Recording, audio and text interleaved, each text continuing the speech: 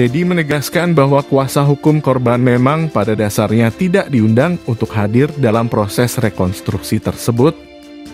Lebih jauh, Dedi pun menjelaskan bahwa proses rekonstruksi pada hakikatnya diadakan agar suatu kasus menjadi lebih terang benderang. Atau dengan kata lain, jelas. Oleh karena itu, kata Dedi, pihak yang dihadirkan dalam rekonstruksi tersebut hanyalah meliputi kelima tersangka, para saksi yang terlibat langsung dalam peristiwa tersebut, pengacara tersangka, jaksa penuntut umum, hingga pengawas eksternal seperti Komisi Nasional Hak Asasi Manusia, Komisi Kepolisian Nasional, maupun Lembaga Perlindungan Saksi dan Korban.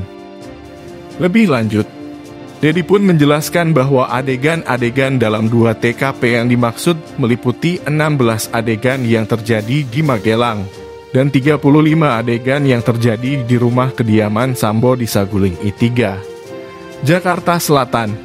Seperti diketahui, proses rekonstruksi itu pun masih berlanjut pada Selasa ini di rumah dinas Verdi Sambo, Duren 3, Ganreneken, Jakarta Selatan, di mana peristiwa pembunuhan terhadap Brigadir J terjadi. Dalam rekonstruksi di TKP ketiga itu, Dedi mengonfirmasi bahwa akan ada total 27 adegan yang akan diperagakan. Sementara itu, kuasa hukum keluarga Brigadir J, Kamarudin Simanjuntak sebelumnya mengungkapkan bahwa pihaknya tak diperbolehkan untuk ikut melihat proses rekonstruksi kasus kematian Brigadir J. Kepolisian akhirnya memberikan suara terkait tidak diundangnya pengacara kuasa hukum korban dalam proses rekonstruksi pembunuhan Brigadir Joshua Huta Barat. Kadif Humas Polri Dedi Prasetyo menyampaikan bahwa kuasa hukum korban memang pada dasarnya tidak diundang untuk hadir dalam proses rekonstruksi tersebut. Apa yang disampaikan Kadif Humas tersebut sungguh sangat tidak sesuai dengan komitmen Kapolri yang berjanji akan membuka seterang-terangnya kasus ini. Presiden pun telah menyatakan berkali-kali bahwa kasus ini harus dibuka seterang-terangnya. Lalu yang menjadi pertanyaan, jika kasus ini ingin dibuka setransparan mungkin, mengapa pengacara dari keluarga justru tidak diundang pada rekonstruksi ini, sementara pengacara dari tersangka justru dihadirkan? Apa alasan dari kepolisian terhadap hal tersebut?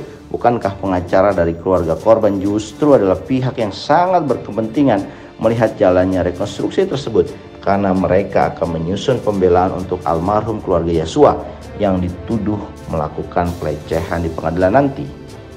Kepolisian harus segera memberikan penjelasan terkait tidak diundang dan dilibatkannya pengacara keluarga korban. Publik harus terus mengawasi kasus ini, karena kita sudah tidak percaya begitu saja dengan kepolisian, karena 98 orang sudah dinyatakan terlibat ikut merekayasa kasus ini. Bukan tidak mungkin dalam internal kepolisian masih ada yang coba bermain-main dalam kasus ini. Publik mesti terus bergerak mengawasi kasus ini.